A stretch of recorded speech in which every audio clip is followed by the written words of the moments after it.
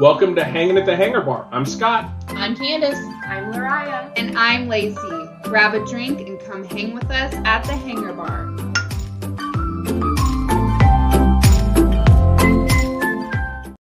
Welcome back to Hanging at the Hangar Bar. We are super glad to have you here. Today, we're going to go a little oceany. We're going to talk about cruises. We're going to talk about beach experiences with Disney. I don't know where this conversation is going to take us, but it's the first time we've talked about cruising. So we just want to try and get to as much as we can in the next half hour or 45 minutes and go from there. But before we jump into the episode, let's talk a little bit about how you can interact with us. You can get a hold of us at our Instagram or our Facebook pages, which are Hanging at the Hangar Bar. We would love to hear from you there in terms of anything that you want to talk about, future episode ideas, or just anything at all that you want to talk about us with. We want to interact. And then also share this podcast. If you're enjoying it, share it. Let your socials know. The best way you can share the things you like is by finding ways to share it with your friends. If you're old like me, you can send out an email blast to everybody you have an email address for. Or if you're one of the young, hip, with it kids, you can make a TikTok about how cool our podcast is. If we say something dumb, maybe duet that or something like that. I don't know. Lariah is giving me all sorts of dirty looks right now. So, okay, so let's jump into cruising. Do we like Disney cruises? Yes. Well, for now, yes. Ooh, what's that mean? We'll get there. Okay. I kind of want to go there now. It sounds like a great way to start. Like, let's not do a teaser. That's not fair. All right. Fine. So Scott and I have completed the fleet. We've been on all 4 of the Disney ships that are currently sailing. We have the Wish, right? Yes, that's the next one. Launching this summer. Then there are 2 more yet to follow. And they're going to be bigger than any of the fleet up to this point. And they're all going to be sister ships. So everything on them is going to be the same as what it is on the Wish. The Magic and the Wonder, which are the 2 smaller ships and the first 2 of the fleet, are by far my favorite. They just feel very appropriate and not overdone. And they feel almost luxurious, in my opinion. Disney does a fantastic job on the cruise ships with us traveling without children, because we don't have children. There are specific areas of the ship that are reserved for adults only. This includes nightclubs. This includes pool areas on the ship. Just a lot of different things that if you don't want to see a child, you don't see children. With that said, I think seeing the direction they're going with the new ships and some of the things that are launching on the Wish, they're moving more away from the typical cruise experience and more toward the shoving Disney down your throat. And I don't know that I am their demographic anymore because of that. Tell us some of the things that you've seen that lead you to that. Okay. Well, like on the 4 original ships, the Magic, Wonder, Fantasy, and Dream. Yes. Yeah. You have your typical dining experiences, which on a cruise ship, if you've never been before, you can have whatever you want. And the menus are broken up in like appetizers, mains, desserts, whatever. And if it's lobster night and you want 4 lobsters, you can have 4 lobsters. But all of that takes time to get through. And like one of the restaurants on board the ships is called Animator's Palette, which is a different show on the Magic and the Wonder versus what it is on the Dream and the Fantasy. That particular experience is a show with dinner. It's not dinner and a show. It's a show with dinner. And the pace they have to take that dinner through to get all of the courses to match up with the show is too fast for my preference. Like, and it's not because I'm ordering 4 lobsters either. It's just, I mean, I feel like it's such a rush process that I don't get time to really enjoy the experience. Some of the other restaurants, all of the other restaurants actually are not that way on the other ships. It's a dining room where you go and you sit down and you enjoy and you have conversation and all of this without all the 10 things to watch and 14 things to pay attention to. And I appreciate that a lot better. But seeing what's coming up on the Wish, it seems like they're doing more of that show with dinner sort of thing. Like there's a Tangled one, there's Tiana. Those aren't just the Wish; those are on the Dream and the Fantasy. Are they now? Yeah, that's where they started those. The Tangled show as part of dinner is one of the current dining experiences. The Princess and the Frog one, Tiana, is one of the restaurants that you go to. Okay. Has the show as part of it. Okay. But it's more of that show with dinner feel. And so I think that they're kind of getting away from that really, like, I don't know that foodie type people who want to go and maybe experience some new things that they've never had before and really give it time to enjoy what you're eating and have an experience of a meal rather than listening to the same Disney shows that you've heard 87 times and seeing all your familiar character, which is great for kids. Don't get me wrong. And this is where I say I may not be the correct demographic anymore. I don't need that. So I would probably, if it goes more that direction, I'm going to book myself into Palo or Remy every single night of my cruise because that's the experience I look for when I go on a cruise. If I want to go to a show, I'm going to go have my dinner at Palo and Remy or Remy and then go to the theater and watch a show. I don't need to do both at the same time. Mm-hmm. Yeah, there's a lot to unpack there, Candice. I know. So let's hit the rewind button. I think we'll get into a lot of those because everything you said, I am 100% in agreement with. Like they're relying too much currently on the entertainment value and the Disney IP to drive the experience. Like they're trying to force fun upon you instead of just setting things up and saying, hey, do this if you want and have the fun that you want to have, which is unfortunately, I think that's all the cruise industry right now that's the trend that they're going. And like, we won't spend a lot of time talking non-Disney, but Candice and I are going on a non-Disney cruise later this year. And that's one of the things that we've been watching about that line. I've made the comment to Candice a couple of times. I said, I hope they don't try too hard to make me have fun. Mm-hmm. That's one of the things that concerns me. I'm going on vacation to relax. That's why Candice and I won't go on a Marvel at Sea cruise. We won't go to the Star Wars cruises because as much as I like those IPs, that's not what I go on a cruise for. That's not why I'm out to be on the ocean. I'm out to be on the beach. There's nothing that screams to me that you're trying too hard than spending all your time on a cruise inside waiting for autographs from characters. I don't want it to be an extension of the theme park. And right. Wrong, like the talent that's on board those ships and as the performers on Disney ships, there's nothing in the cruise industry that can compete with it. It is amazing. It is Broadway level caliber. Just fantastic talent. So I don't want to go into this thinking, oh, they're terrible. We've seen terrible. Trust me. On a cruise ship, we have seen terrible. Not a Disney cruise ship, but we're not taking anything away from the performers or the cast members. The crews have been fantastic. We still have friends on Facebook that were crew members on a cruise that we took back in 2007, I think it was. And they're just like all cast members, they are just magical, wonderful people, and we love them to death. But for me, and I think for Scott, we don't go on a cruise ship to experience the stress and in your face of a theme park. Right. Well, and we've talked about this in plenty of our episodes, but I'm going to bring it up again because I think it applies to this. And we're living in a world now where everyone needs to be constantly entertained. You're standing in line somewhere and it's a longer line that's like going to take more than 3 minutes.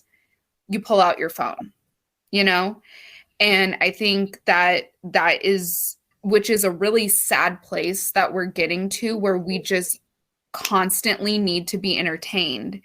And when I think back to our cruise, we took back so many memories with us during our meals when we were seated with another family who we have lots of stories amongst ourselves that like we laugh about. And just imagine if we went, like, of course we would take back the show part, like if we were being entertained, but like we actually sat there, enjoyed conversation, or maybe enjoyed isn't the right word, but we made conversation, we enjoyed our food. I can remember almost every single meal that we went, and we are foodie people where we enjoy trying new things. We enjoy food. We also like to cook too. So I think having the food being the main event for that time and just sitting, enjoying a meal is really important. And I agree with you, Candice. I think that's really sad that we're heading in that direction where they need to incorporate like super like entertainment while you're eating. Yeah. Okay. So let's go to something. Let's change directions a little bit, just because I know this episode could end up being 4 hours long if we weren't careful. So, because there's just so much to talk about and so much to do and so many good experiences that we've had. So let's go back and just sort of explain for those that maybe haven't been on a cruise, sort of what the experience is like. So there's a couple different ways that you can, like, we've only sailed out of Port Canaveral, right, Candice? Mm-hmm. We've never taken a Disney ship out of Miami. Correct. Okay, so we've only gone out of Port Canaveral, meaning we've gone through Disney to get there. We fly into Orlando and go from there. Mm-hmm. We've talked in the past episodes where we've taken a couple park days before we go on a cruise. So that's like our first kind of life hack when it comes to both parks and cruising. Mm-hmm. Do your parks first. Yes. If you're planning that trip, don't say, hey, I'm going to take a 4-day cruise and then come back to the parks for 3 days. Do it the flip side. Do 3 days in the parks beforehand if you can, and then your 4-day cruise after that. And the reason why, and then I'll let everybody else kind of speak to their experience with that as well. Why I think it's a life hack to do the parks first is there's so much hustle and bustle that goes with the parks, and so much go, and things to see and things to do, just the nature of a typical Disney parks vacation. Then you get on that beautiful Magic Express. It's not Magic Express anymore, but you get on that beautiful bus that takes you to the cruise, and they're playing videos about the cruise, cartoons, all trivia, all kinds of fun stuff. And you get there to the Port Canaveral, and Disney has their own concourse that you go into, and you just go through, check in, all of that kind of stuff. You step foot on that ship, you can feel yourself relaxing. Mm-hmm. If you are doing the parks afterwards, you're going to spend all that time decompressing, only to come back and have to sort of live into that hustle bustle of a Disney vacation again.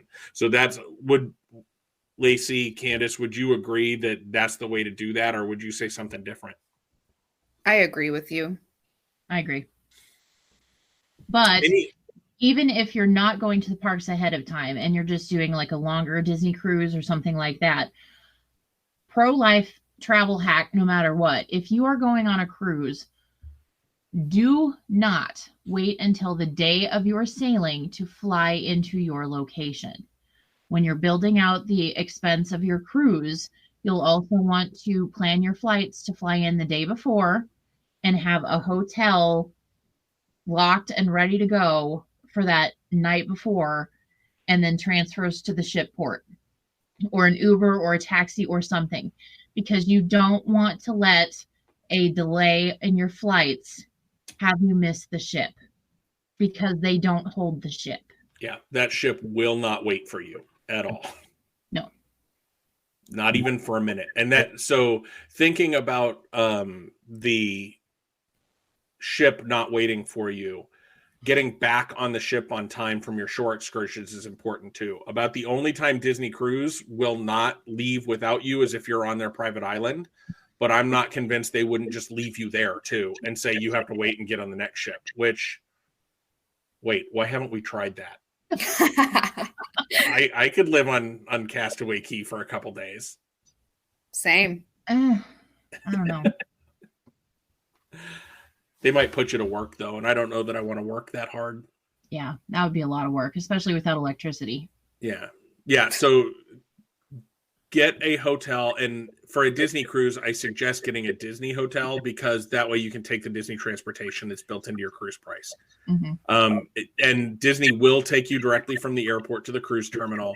But again, if flights are notoriously late, if things get delayed, you get a plane breaks down, all of a sudden you can't make it to Orlando until 5:00 in the afternoon.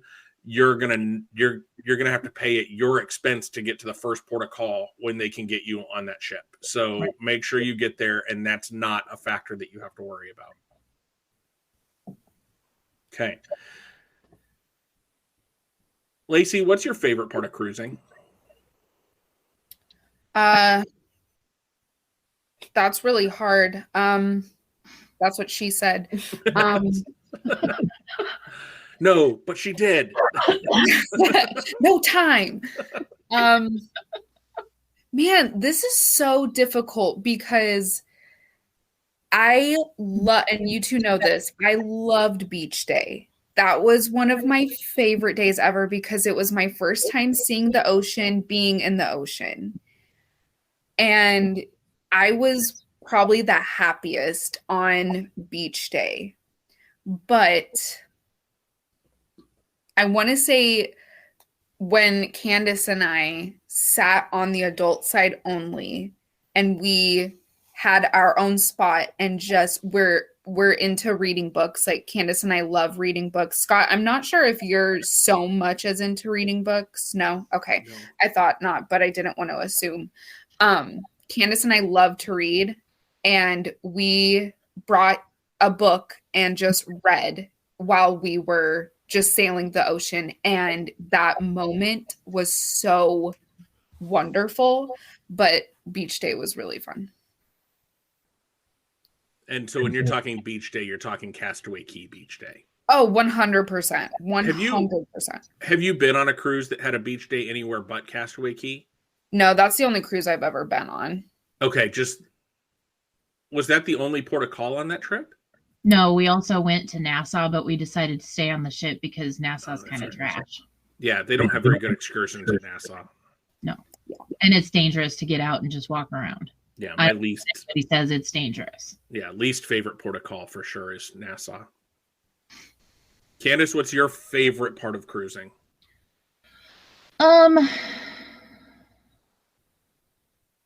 I have several.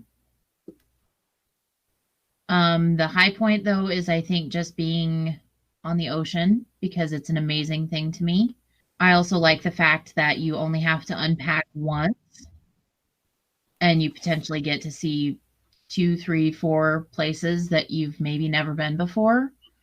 Or if you have been there, you can try something new, like a different excursion. And then you just go back to, like, once you've had this sort of adventurous, kind of maybe scary, somewhat anxiety-inducing day because of new things, then you go back to something that's comfortable in the way of your stateroom on your ship, and you know how things work, and you know where your stuff is, and it's all good. And then you can relax and have a good night. And you have a fantastic meal and talk about what you did that day. Yes. Yeah. For me, it's at sea days. Yeah. I am someone who is, I get bored easily.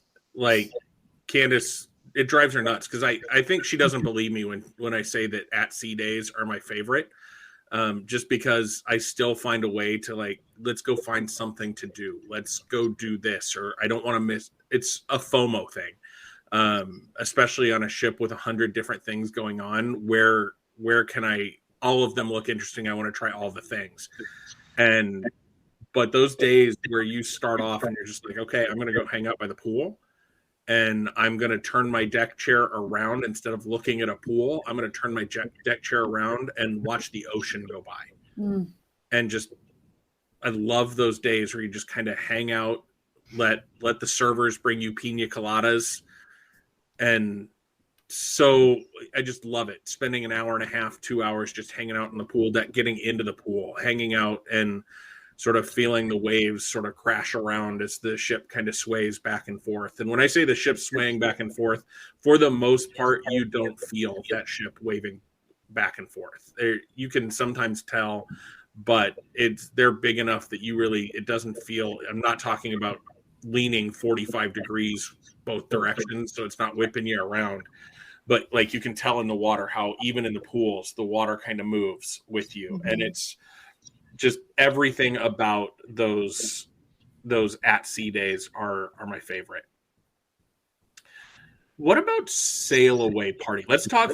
So far we've talked about a lot of favorite things on cruises that are not necessarily Disney specific.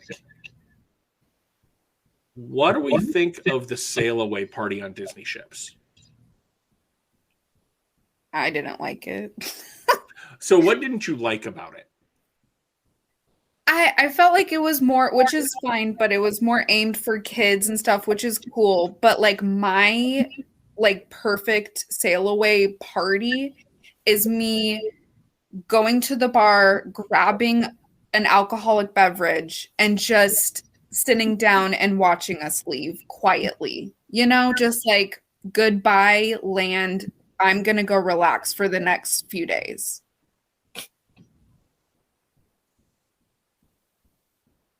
Candice, what do you kind of curled your nose a little bit at the sail away party as well? Well, again, like Lacey said, it's very, very evident that it's geared toward the little kids.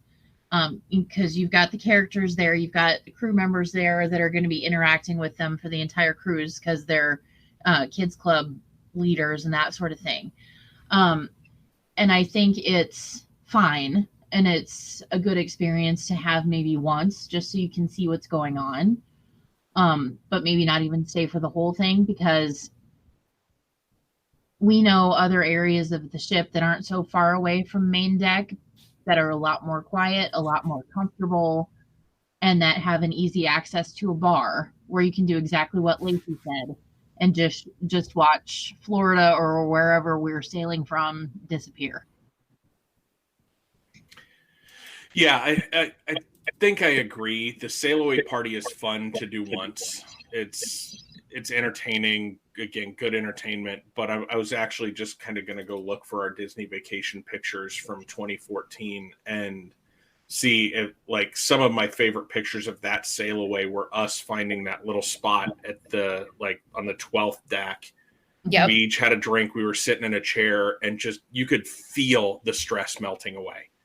And and again, you can do that on any cruise line, but I think the service elevation on the Disney cruise line is really what makes it different. And you're sitting in that spot watching the kind of Miami or Port Canaveral fade away into smallness and with your drink in your hand, thinking about, okay, this is going to be an awesome trip. And talking about this is what I'm looking forward to and not having to have that Disney thrown at you. I would agree. Mm-hmm. Something else Disney does differently than any other cruise line is they have a fireworks show. They have their pirate night at sea. Let's talk about that for a couple minutes. It was okay. The fireworks are really cool. Probably my favorite part. But honestly, if myself were ever to go on a Disney cruise ship, I think I would personally skip it. I saw it once. I mean, maybe I would head out when the fireworks were going because Disney fireworks is, the best kind. I'm not a huge fan of fireworks, but Disney knows how to do it.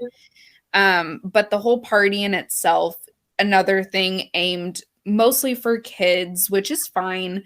But when I'm on a cruise, like you said, I just want to relax and drink and just not dance around and party, Not that I do that anyway, but I'm going to disagree a little bit, Lacey, just on the fireworks party. I think that Pirates Night theming and sort of giving you the armband or the headband, the bandana that's Pirate Night, that show is super cute, super fun. It's not all Disney music. There's a little bit of Disney music thrown in, but I'm with you in that I'm not a big dance party type of person. So I'm not going to go down to the main pool deck and dance around and be with all that noise. But being up and sort of watching that show as what it is a show to watch.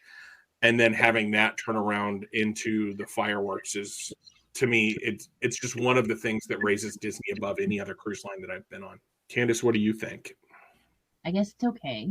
The show for what it is, I think if you're going to go on a Disney cruise, you'd be remiss if it's your first Disney cruise to not participate in it. If you've been on more than one Disney cruise, I think it's purely a judgment call on how you're feeling that day and what you want to do. Because I don't think, it's not any different from ones that you've seen previously. So you're not missing out on anything if you don't go, and there's other things to do elsewhere on the ship. The thing with Pirate Night is that they do a special dinner to go along with it. So I think from continuity standpoint, you may be missing out a little bit if you don't go. But again, I think that would be a first time around sort of situation and not so much a repeat event. I'm not sure I would do it again. I'd do it again in a heartbeat. I'd be up on that deck dancing and watching the fireworks. Heck yeah. You. It's too funny. Yeah, okay. So those are two kind of different things that Disney does. Let's talk about Palo. I'm just trying to think as we try and keep this episode at a reasonable length. I'm trying to think of the things that we want to talk about, knowing full well that we can expound into other episodes in the future. But I think Palo is something that the three of us have experienced that we should talk about. And then we're going to bring Lariah into this one. She's been quiet because she hasn't been on a cruise. We're going to bring her in after we talk about Palo. Yeah, we're going to get her on a ship. Yeah. Yes. We'll get there in just a minute. So Palo, let's talk about Palo first. Thoughts on Palo as an experience and the food and all of that. Don't sleep on it. Do it. Yeah. Well, with that, I will say, if you're over the age of 18, do it. They don't allow children's. So put your kids in kids club and go have a nice, lovely, delicious Northern Italian themed dinner. Yeah, that's what I was going to say. Is it's an Italian themed restaurant, so think about that in terms of the food. It's fancy pants. It's an amazing restaurant with views looking out over the entire ship. Like it's on the aft of the ship, right? Or at least that's. Is it on? Yeah, it's on the aft. Okay, so and it's windows all around. So at night you obviously can't see much except for looking out on the horizon, seeing other ships and that kind of thing. But daytime it provides beautiful views. And I've actually heard, we haven't done this, and it's one of the things I want to try on next time we go on a Disney cruise, is Palo for brunch / lunch is one of the ways to go. So that's definitely something I'm looking forward to trying next time we're there. But the food at Palo, and like, you think Disney park service is good. Disney cruise service is excellent. Disney Palo service, phenomenal on a completely different level. They just treat you so well, and the food is so good. I have nothing bad to say about Palo. Yeah, it was one of the most memorable dining experiences that I've ever had within Disney. I remember our waitress was from Australia, or at least she had an Australian accent, and her voice reminded me of Jane from Tarzan.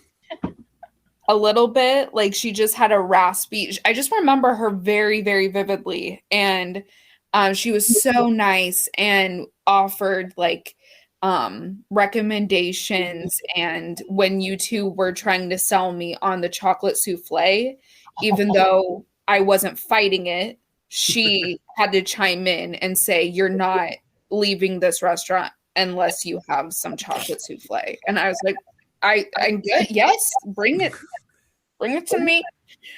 Which you guys weren't lying. It's one of the most amazing desserts ever. So, and just for those listening, the chocolate souffle at Paulo, you have to order it before your dinner because they are making the souffle fresh for you, and then it comes with 2 different sauces, and yeah, you have to have it. And I'm not a big chocolate person, so, and they actually have a non-chocolate version of it now, but that chocolate souffle is to die for. It's phenomenal. And the first time Candice ever had a true tuna steak was at Paulo, and like, who knew that tuna was cooked to order?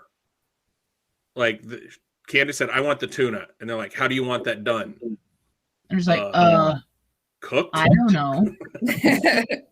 I don't want it swimming anymore, please. So yeah, and that's the thing about, like we mentioned it earlier, about cruises and Paulo, and Paulo specifically. I'm having trouble with my command of the English language today.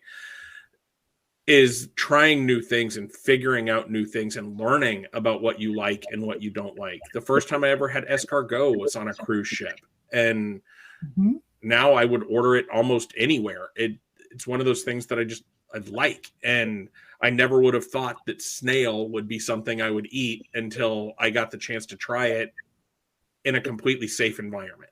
And if I didn't like it, I didn't have to eat it. And Paulo is one of those places that again, nothing bad to say at all. Okay, so Lariah, your thoughts on cruising in general? You know, they've kind of changed.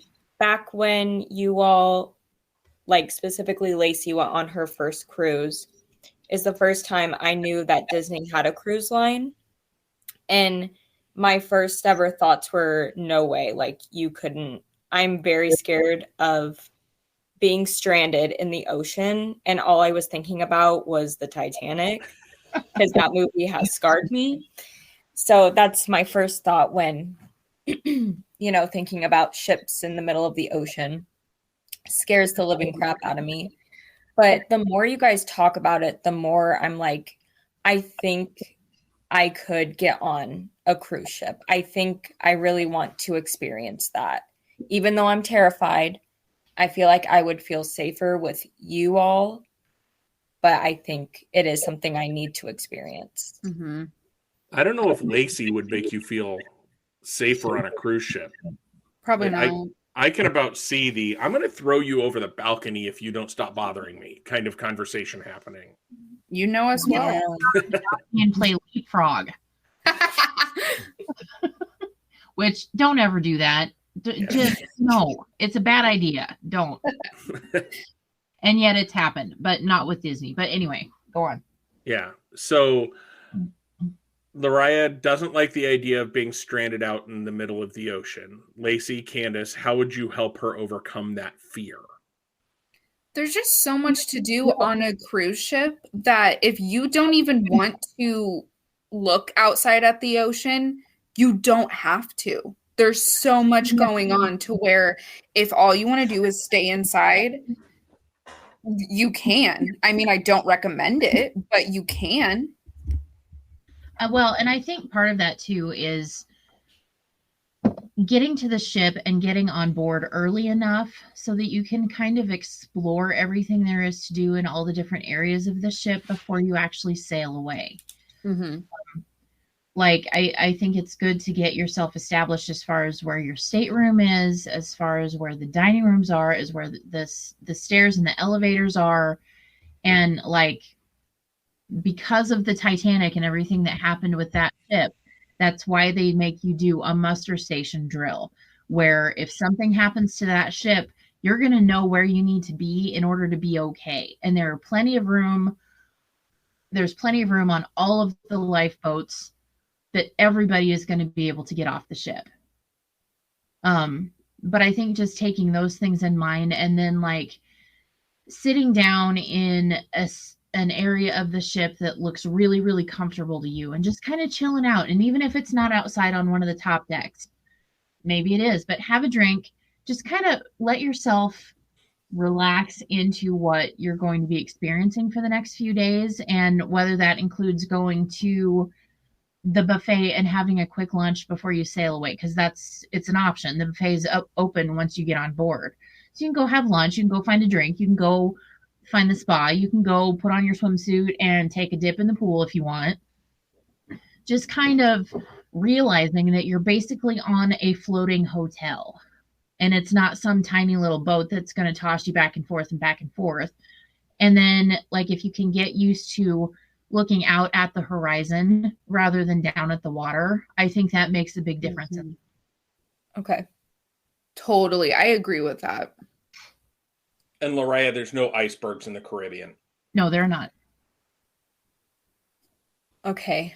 With being so into space and everything like this, I will tell you that there is nothing quite like the canopy of stars that you will see on board a cruise ship. Yeah. Okay, that there's no street lights on the ocean. No, there are no street lights on the ocean either. Yeah. That's good. Well, I'm not scared of the dark at all. So we meant that they won't interrupt the stars. Oh, well, yeah. Yeah, so cruising to me is like, I love cruising. I know it's not the most environmentally friendly way to travel, but I just, like Candice said, it's everything you want it to be in one place, just with ocean views all the way around you. There's like, and you think it sounds scary when you think about it, but you go up to deck 13 on an at-sea day and you do a 360-degree turn, you don't see land.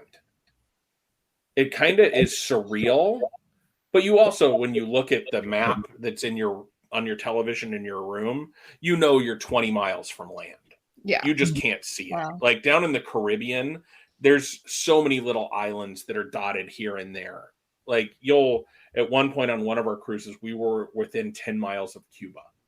So the captain came on and said, if you look off to the port side, you can see Cuba over there. So, and there's so much, like, if there's an emergency that happens, you're not far away. It's not like it's a transatlantic. That's a cruise I really want to take, though, is a transatlantic cruise. Just spend like 7 or 8 days in a row just at sea going across the ocean.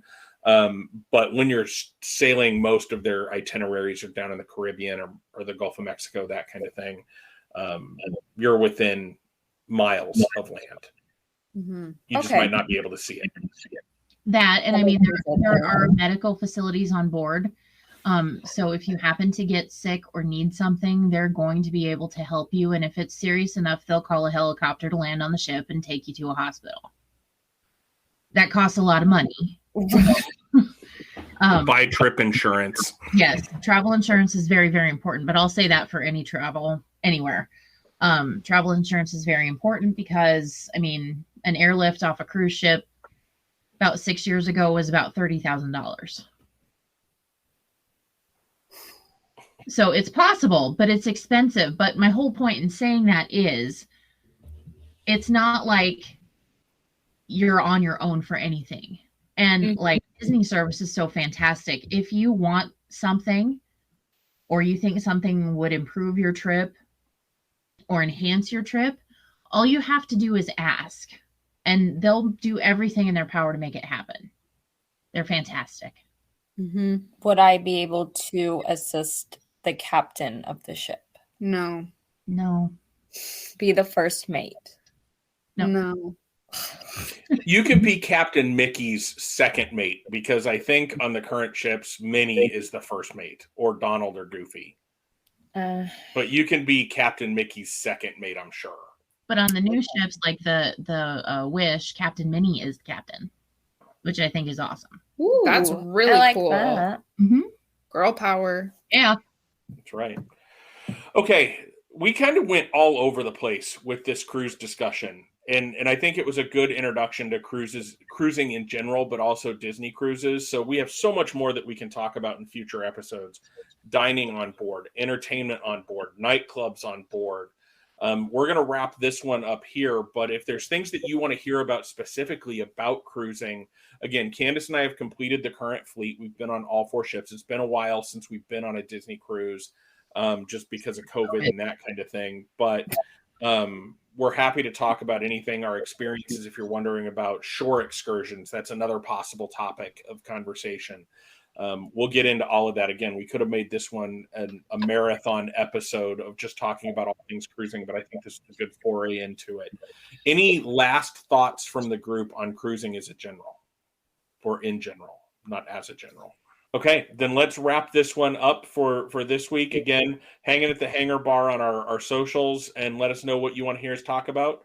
We do take your feedback, and we incorporate it into our episodes, and we'd love to have you tell us more. And remember, there's always a great, big, beautiful tomorrow.